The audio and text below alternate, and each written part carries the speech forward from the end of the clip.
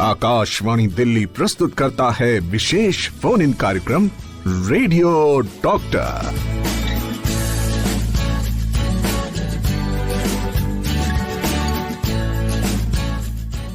नमस्कार, आप सुन रहे हैं कार्यक्रम रेडियो डॉक्टर। मैं हूं शालिनी मित्तल और आज का रेडियो डॉक्टर शुरू हो चुका है और आज के हमारे एक्सपर्ट हमारे साथ हैं।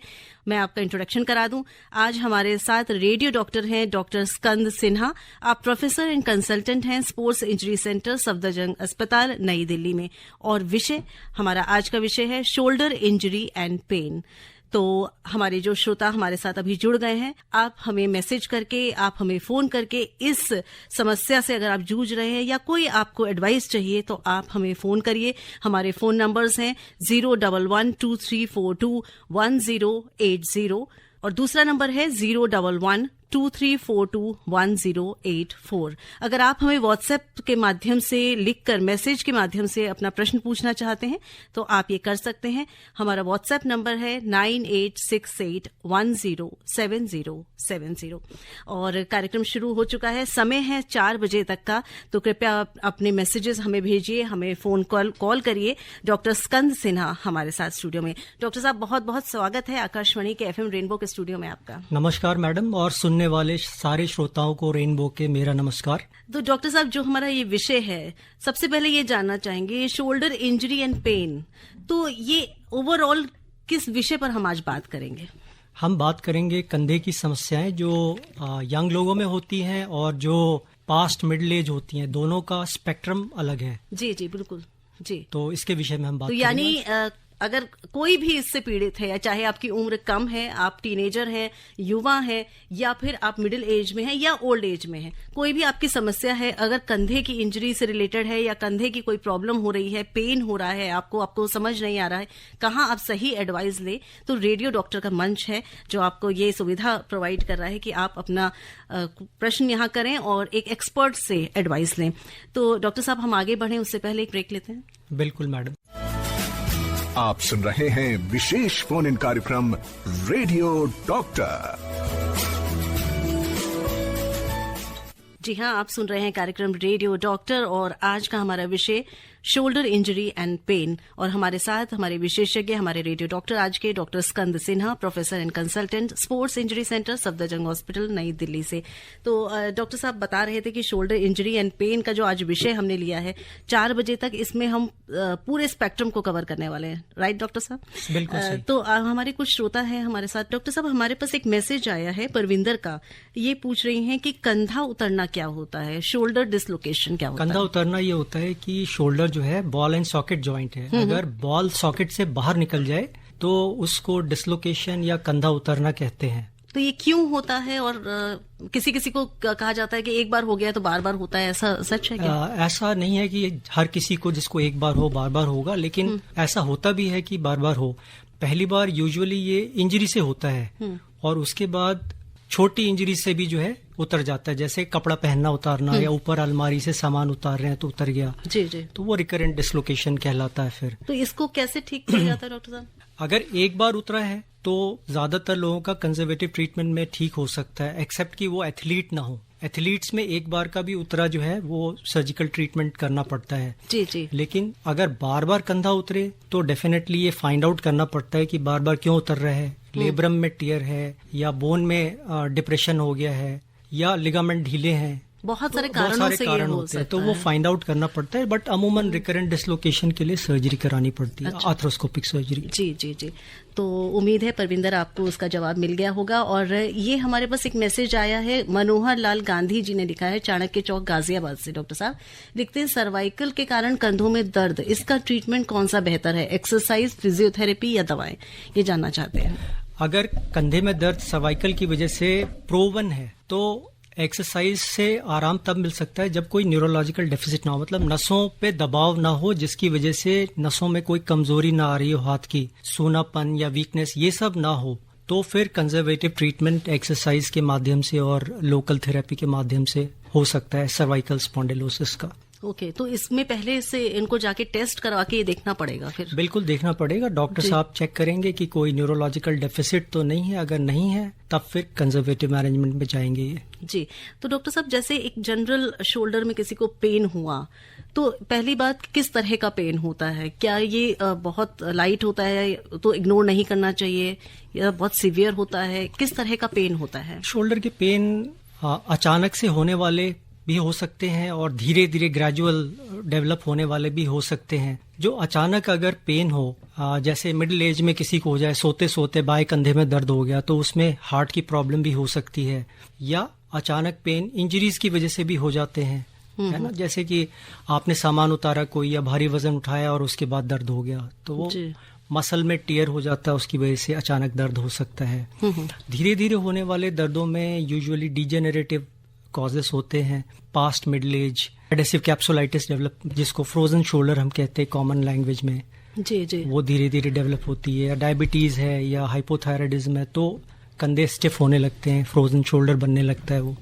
जी, तो आपने कहा डायबिटीज है या थायराइड है तो उनके चांसेस ज्यादा होते हैं किस तरह के पेन्स होने के? हाँ, उसमें पेन होता है, स्टिफनेस होती है, फिर उसके बाद सेकेंड स्टेज में सिर्फ स्टिफनेस रहती है और उसके बाद फिर एक्सरसाइज से धीरे धीरे वो खुलता है कंधा। जी, तो मैं ये भी जानना चाहूंगी डॉक्टर साहब कि जैसे पेन है किसी को, उसे पता नहीं चलता किस कारण से, आपने बहुत सारे कारण बता दिए। मिडिल एज की बात कर रही हूँ, जैसे उनको अचानक से हुआ, जैसे आपने बताया सोते सोते ऐसा लगा कि दर्द हो रहा है, वो डॉक्टर के पास गए, तो किस तरह से इसको एस्टैब्लिश किया जाता है कि कारण क्या है?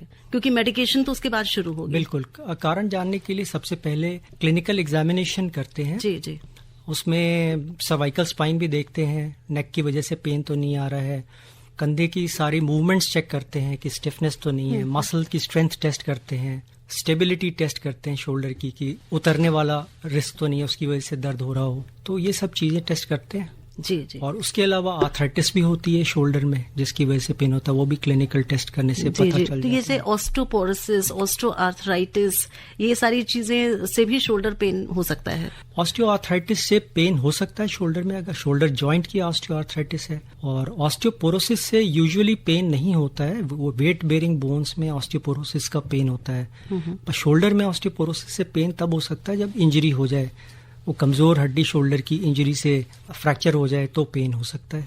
तो आपने इंजरी की बात की डॉक्टर साहब, अभी हम इंजरी के बारे में थोड़ा सा विस्तार से आपसे जानना चाहेंगे, जिसमें ज्यादातर युवा लोग ज्यादा इन्वॉल्व होते हैं।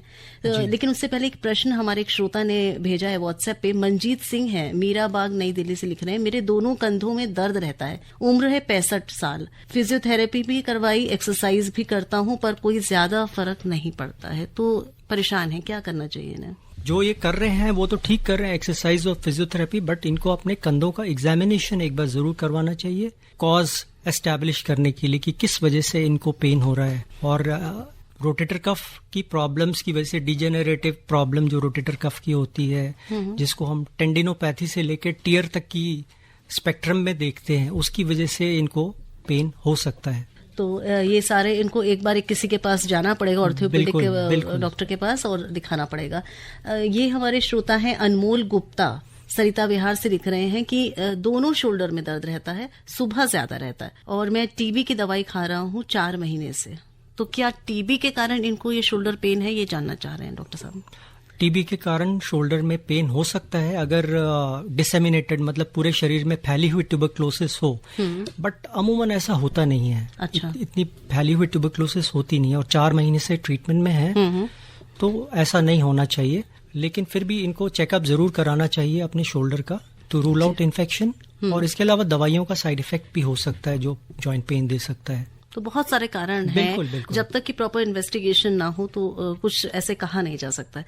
डॉक्टर साहब, पूजा गुप्ता जुड़ी हैं हमारे साथ और ये कह रही हैं कि उनको मसल्स में दर्द होता है, मसल स्पैज्म्स हैं और कंप्रेशन है, तो ये क्या इससे कहीं जुड़ता है क्या? इनको कहाँ का मसल स्पैज्म हो रहा है? इन्होंने सिर्फ इतना ही लिखा है कि I am suffering from muscle compression and spasm, तो इन्होंने बाकी और कुछ एज भी नहीं लिखी है। तो हम कहना चाहेंगे पूजा जी से, अगर आप कार्यक्रम सुन रही हैं तो डॉक्टर साहब जो आपसे क्वेरी चाह रहे हैं वो जरूर लिख दें। डॉक्टर साहब, क्या क्या इनको बताना होगा और अपनी उम्र बतानी होगी और किस रीजन में मसल स्पैज्म हो रहा है वो बताना पड़ेगा। तो पूजा जी, आप हमें लिख के भेजिए मैसेज। डॉक्टर साहब, ये बताइए कि जो आपने एक बात की थी कि इंजरी जब हो जाती है, शोल्डर इंजरी बहुत सारे कारणों से हो सकती है कि एक्सीडेंटल हो सकती है, कोई गिर गया या बच्चों को आजकल जिम की आदत होती है या योग भी करते हैं बड़े लोग, बहुत सारे रीजंस हो सकते हैं। पहले तो यही बताएं कि किन किन कारणों से हो सकती है, फिर हम आगे बात करें। इंजरी तो किसी भी एक्यूट कारण से, जैसे आपने बताया एक्सीडेंट है या गिरना है या कोई भारी वजन उठाना है, इनसे होती है। इसके अलावा यंग लोग जो एक्सरसाइज करते हैं, ओवरडू करते हैं एक्सरसाइज को जी, तो उसमें जो है इंजरीज हो सकती हैं अगर वो अनगाइडेड कर रहे हैं, या ओवर यूज की वजह से टेंडिनोपैथीज हो जाती है इनके शोल्डर में यंग लोगों के। तो गाइडेंस जरूरी है, सुपरा मैक्सिमल एफर्ट नहीं करना है आपको यंग लोगों को जिम में, और अंडर गाइडेंस ही करना है, और ग्रेजुअल इंक्रीज होना चाहिए आपके रेपिटेशंस में और वेट में। वो अचानक अगर आप करेंगे तो इंजरी होगी। और आप डॉक्टर साहब स्पोर्ट्स इंजरी सेंटर में हैं सफदरजंग अस्पताल में, तो स्पोर्ट्स के कारण जो इंजरीज होती हैं उनके बारे में हम विस्तार से बात करेंगे, पर उससे पहले ले लेते हैं एक छोटा सा ब्रेक। हमारे श्रोता अगर कुछ पूछना चाहते हैं तो हमें मैसेज कर सकते हैं, हमें फोन कॉल कर सकते हैं। कार्यक्रम चल रहा है रेडियो डॉक्टर। आप सुन रहे हैं विशेष फोन इन कार्यक्रम रेडियो डॉक्टर।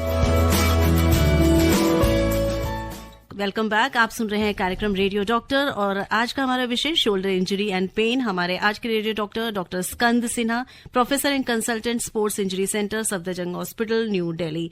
और बहुत सारी बातें हमें अभी करनी है डॉक्टर साहब से, क्योंकि हमारा कार्यक्रम चलेगा 4 बजे तक और हमारे पास मैसेजेस आ रहे हैं, फोन कॉल अभी हमारे पास नहीं आए हैं। तो हम सभी श्रोताओं को फोन नंबर एक बार बता दें।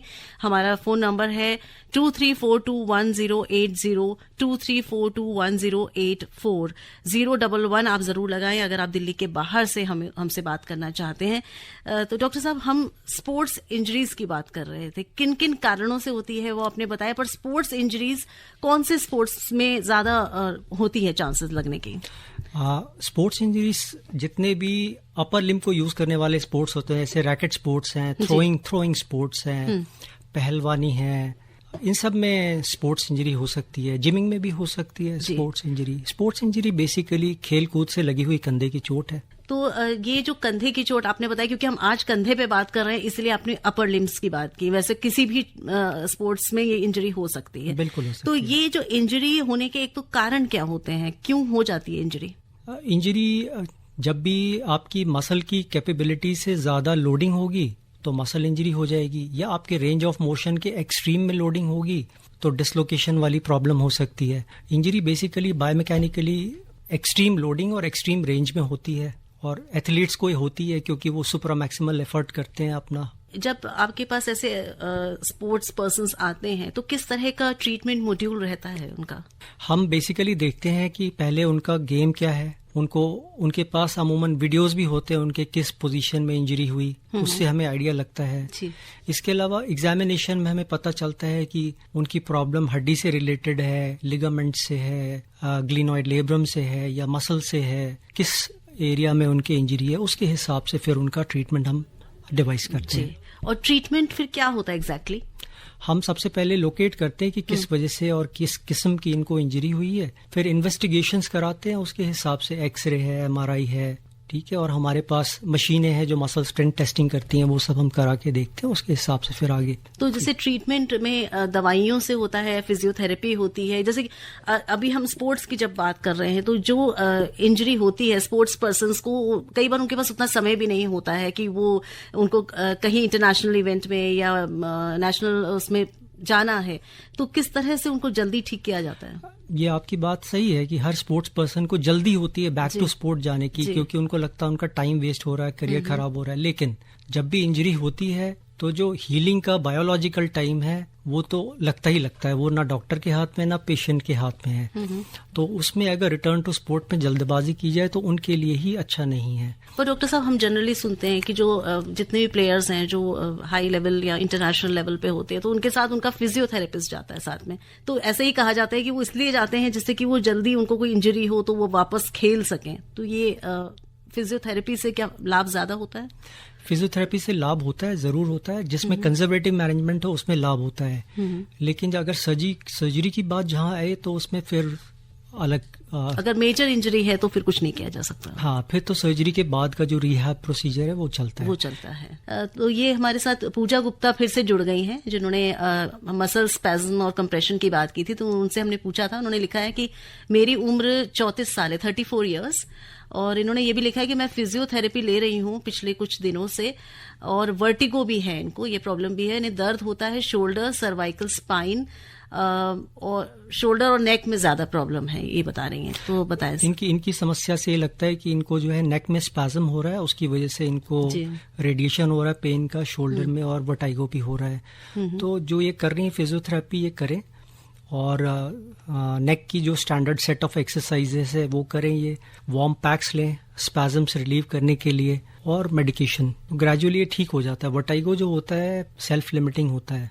तो ये सारी चीजें अगर करेंगे तो ठीक होगी चांसेस। जी डॉक्टर साहब ने प्रोग्राम में बात की थी फ्रोजन शोल्डर के बारे में। तो हमारे एक श्रोता, उन्होंने नाम तो नहीं लिखा है, लिखा है व्हाट एक्सरसाइजेस और योग you recommend for frozen shoulder, my age is 50 years. Frozen shoulder के लिए जो एक्सरसाइजेस होती हैं वो रेंज ऑफ मोशन एक्सरसाइज होती हैं। असिस्टेंस भी चाहिए होती है। अगर स्टिफ शोल्डर है तो अपने आप रेंज ऑफ मोशन ला पाना पेशेंट के लिए मुश्किल होता है।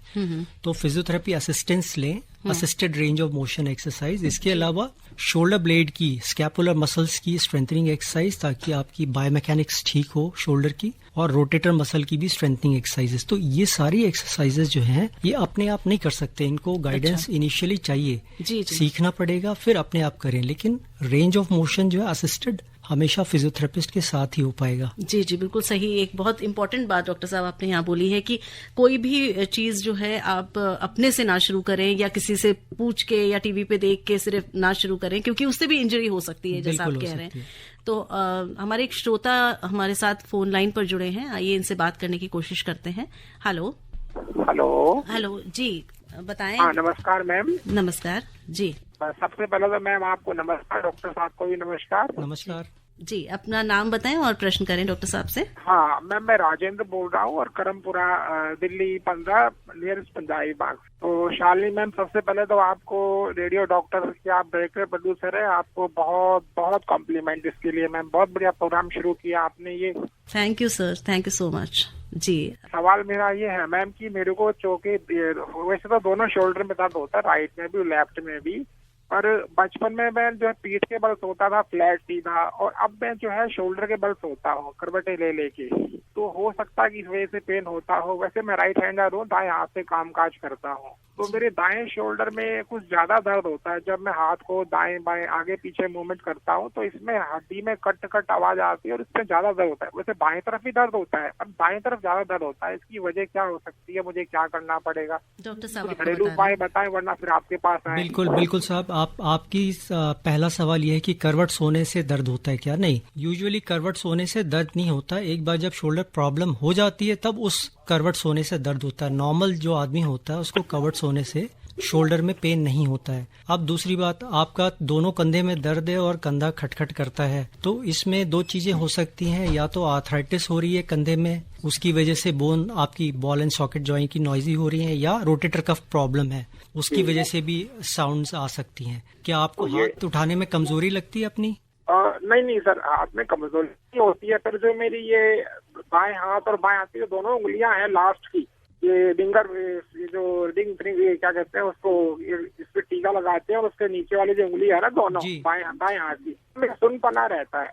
नहीं, ये नस का सिम्टम है। आपका जो छोटी उंगली और उसके बगल वाली उंगली में सुनपन रहता है, नस की वजह से है। तो ये सर्वाइकल स्पाइन से पेन आ सकता है, या अल्नर नर्व की प्रॉब्लम हो सकती है। तो आपको क्लिनिकली चेकअप कराना चाहिए अपना, न्यूरोजेनिक कॉज रूल आउट कराने के लिए। तो ये एक्सरसाइज, फिजियोथेरेपी या मेडिकेशन से बात नहीं बनेगी सर? डॉक्टर के पास आना ही पड़ेगा? डॉक्टर के पास आपको जाना पड़ेगा नर्व को इवेलुएट कराने के लिए। अच्छा सर, बहुत बहुत धन्यवाद। आप हमसे कनेक्ट हुए, और अभी चल रहा है कार्यक्रम रेडियो डॉक्टर, और आप सुन रहे हैं डॉक्टर स्कंद सिन्हा हमारे साथ हैं स्टूडियो में, और हमारा विषय है शोल्डर इंजरी एंड पेन। हमारे एक और श्रोता फोन लाइन पर हैं। हेलो।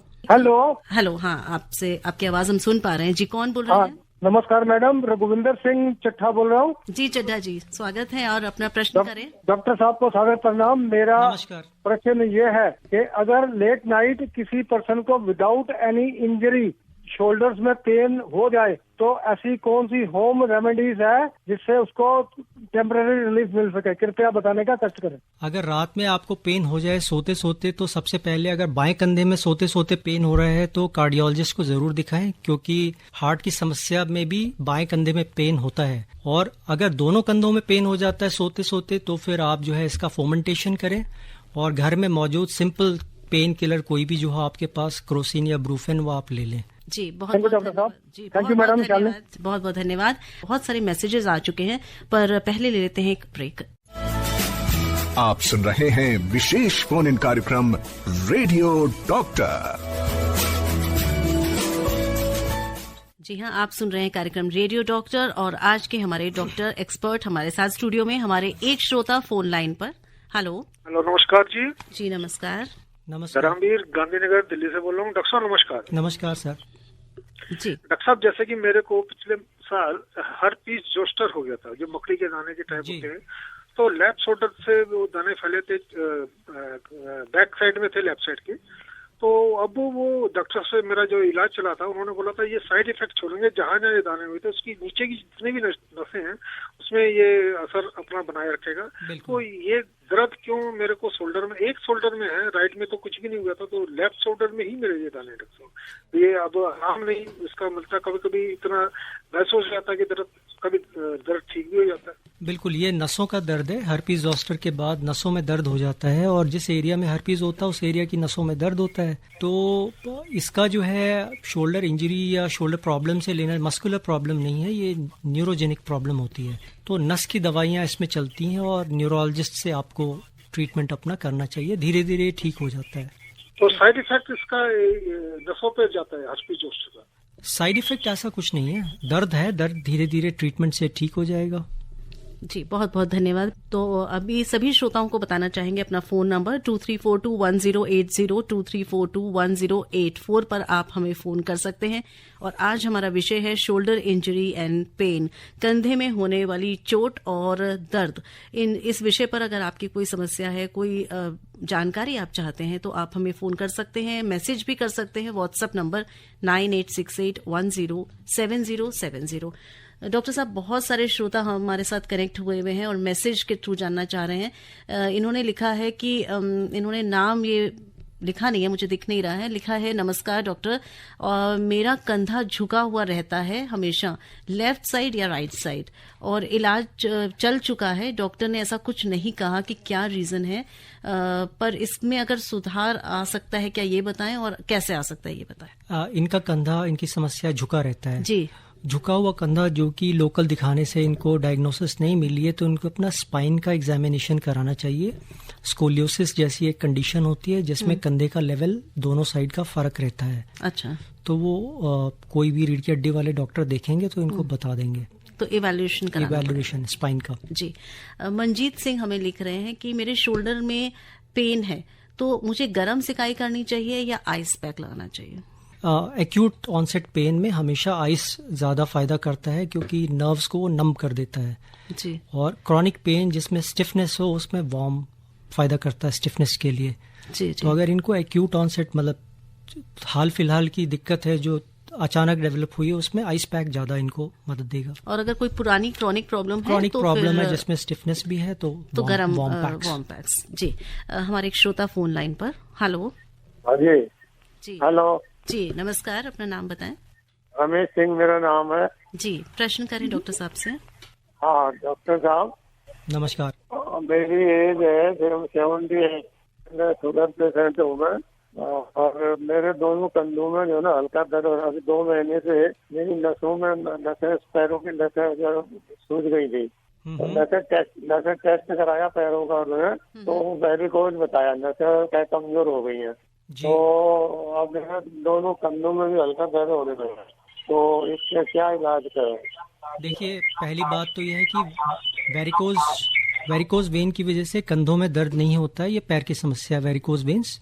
और कंधों में जो आपके हल्का दर्द होता है, इसके लिए आप सिर्फ जनरल एक्सरसाइजेज जो कंधे की होती हैं, ऊपर ले जाना, आगे उठाना, पीछे ले जाना, रोटेट करना, क्योंकि आपको कोई चोट नहीं लगी, आपको मामूली दर्द है, ये सिंपल एक्सरसाइजेस से कंट्रोल में रहेगा। जी, बहुत बहुत धन्यवाद हमें कॉल करने के लिए। हमारे साथ हैं डॉक्टर स्कंद सिन्हा।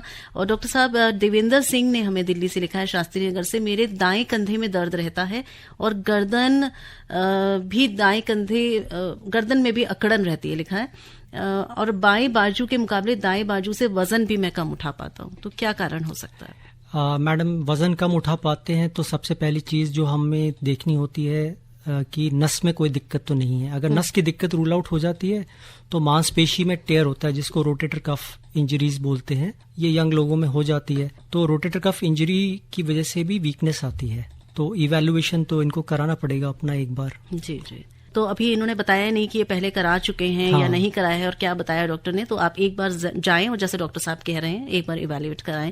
प्रकाश चंद्र लिख रहे हैं रोहिणी दिल्ली से, I am having frozen shoulder और मैं अपना हाथ सीधा नहीं रख पाता हूँ, क्या फिजियोथेरेपी मुझे मदद कर पाएगी? बिल्कुल मदद करेगी। फ्रोजन शोल्डर में 90% लोग फिजियोथेरेपी और फॉर्मेंटेशन वगैरह से ठीक हो जाते हैं। हालांकि ये लॉन्ग टाइम टेकिंग प्रोसेस है, लेकिन ज्यादातर लोग एक्सरसाइज से ठीक हो जाते हैं, तो फिजियोथेरेपी अच्छा ऑप्शन है। हमारे पास एक और ये मैसेज आया है, लिखने वाले हैं गौरव तिवारी, और इन्होंने लिखा है कि अपना नाम इन्होंने अतुल लिखा है और दूसरी जगह गौरव लिखा है।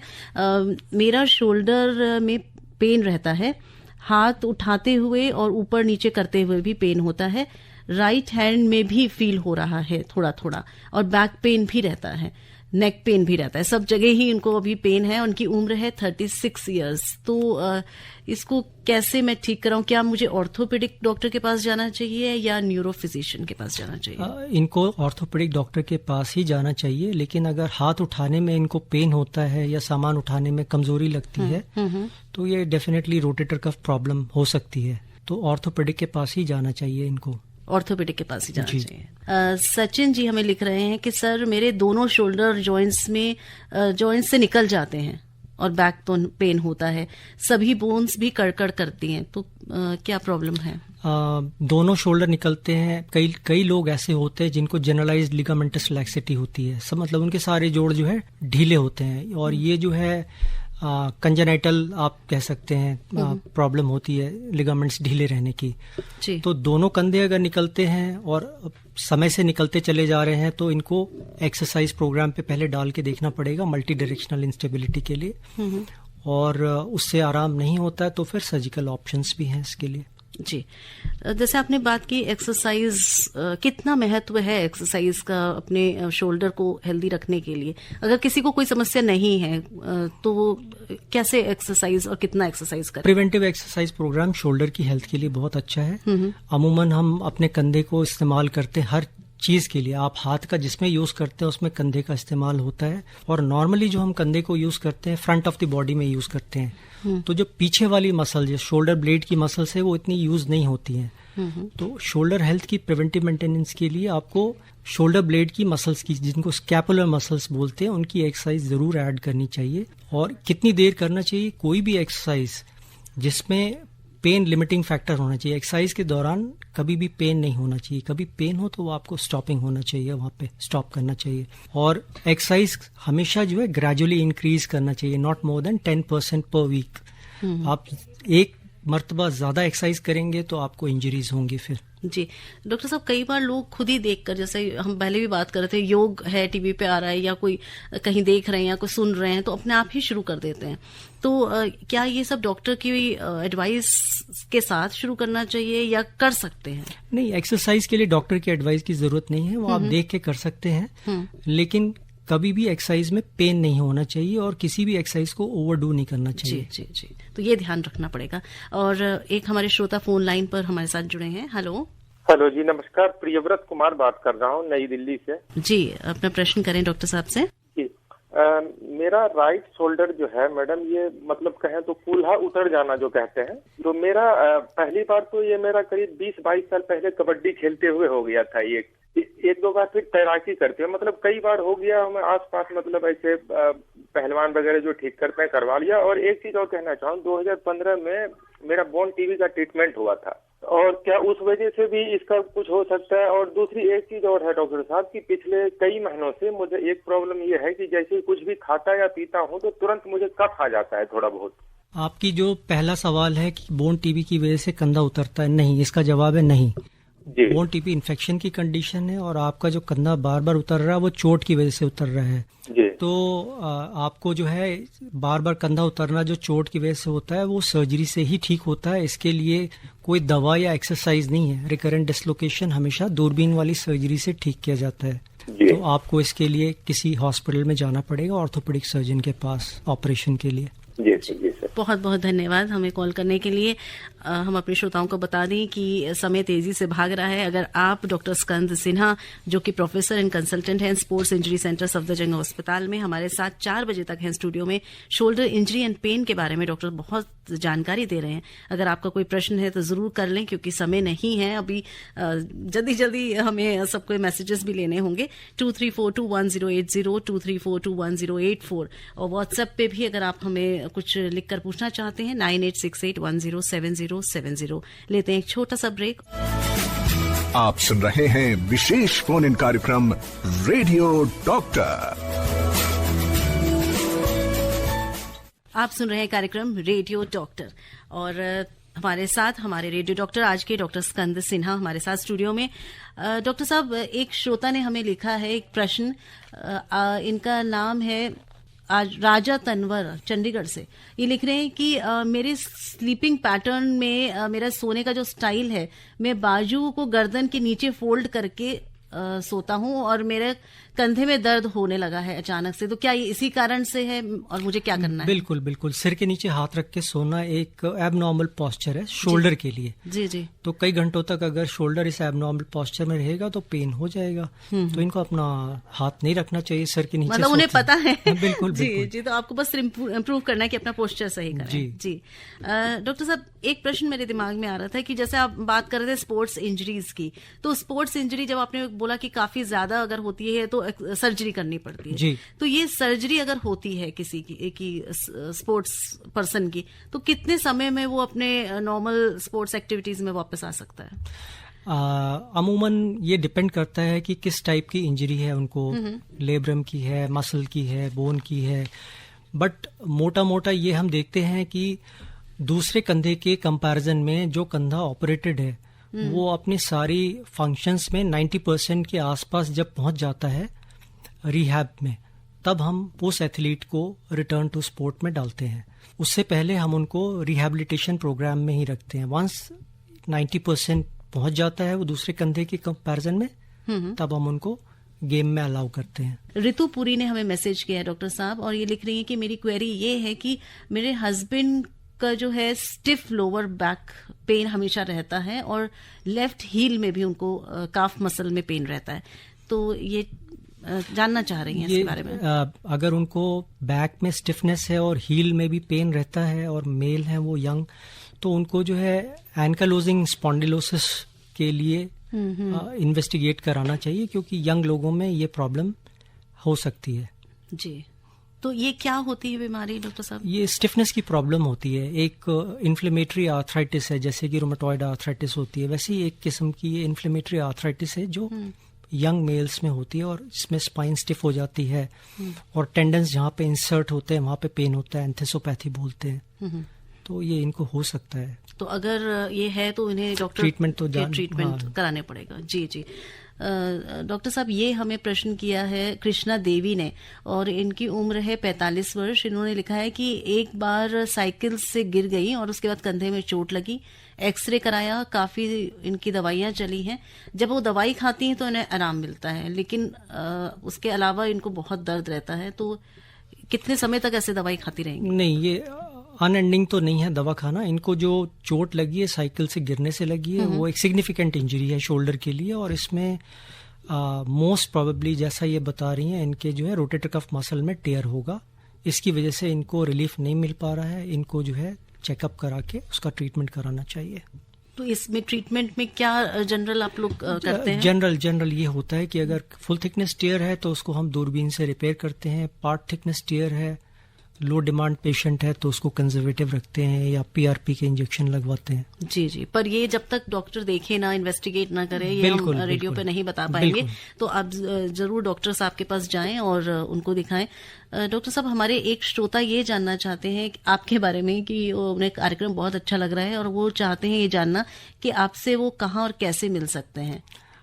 स्पोर्ट्स इंजरी सेंटर भारत सरकार का अस्पताल है, सफदरजंग हॉस्पिटल, उसके अंदर स्पोर्ट्स इंजरी सेंटर है, वहां पे आके मिल सकते हैं।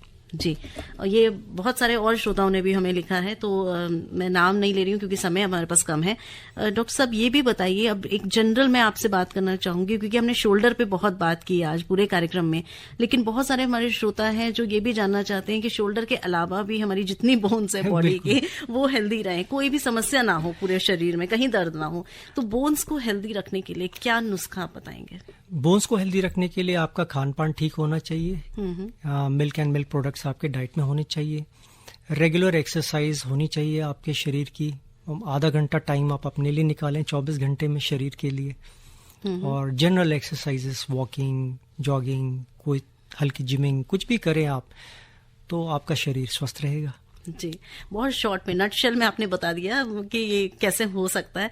एक चीज और डॉक्टर साहब की, कई बार जब पेन की बात होती है, शरीर में कहीं भी पेन हो रहा है तो कई बार हम लोग उसको इग्नोर करते हैं।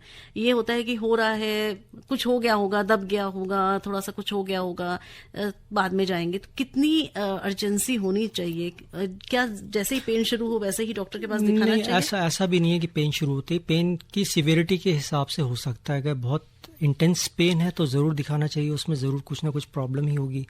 और जो पेन 3 से 5 दिन में अपने आप रिजॉल्व नहीं हो रहा है तो दिखाना चाहिए, नहीं कि आपको पहले दिन हल्का पेन है तो आप डॉक्टर के पास जा रहे हैं, इसकी जरूरत तो मतलब 5 दिन इंतजार किया जा सकता है। बिल्कुल इंतजार किया जा सकता है। और जैसा आपने बताया था, हॉट सिकाई या कोल्ड आइस पैक की सिकाई, वो सब ट्राई कर सकते हैं। बिल्कुल बिल्कुल जी। तो हमारा कार्यक्रम अब समाप्ति की ओर है। हमारे बहुत सारे श्रोता जिन्होंने हमें मैसेज किया, कॉल किया, उन सभी को बहुत बहुत धन्यवाद कि आप इस कार्यक्रम से जुड़े, और आशा उम्मीद कि आप लोग स्वस्थ रहें और आपको आज जो भी समस्याओं का समाधान यहाँ मिला वो आप जरूर ध्यान रखेंगे और वो करेंगे। डॉक्टर साहब का धन्यवाद देना चाहेंगे। हमारे साथ स्टूडियो में रहे doctor Skanda Sinha, professor and consultant, sports injury centre, Safdarjung अस्पताल, नई दिल्ली से। बात हमने आज की शोल्डर इंजरी एंड पेन के बारे में। तो आप सभी श्रोताओं का बहुत बहुत धन्यवाद। स्वीकार करें शालिनी मित्तल का नमस्कार। थैंक यू डॉक्टर साहब। नमस्कार मैडम। नमस्कार। अभी आप आकाशवाणी दिल्ली से विशेष फोन इन कार्यक्रम रेडियो डॉक्टर सुन रहे थे। कार्यक्रम की प्रस्तुतकर्ता थी शालिनी मित्तल।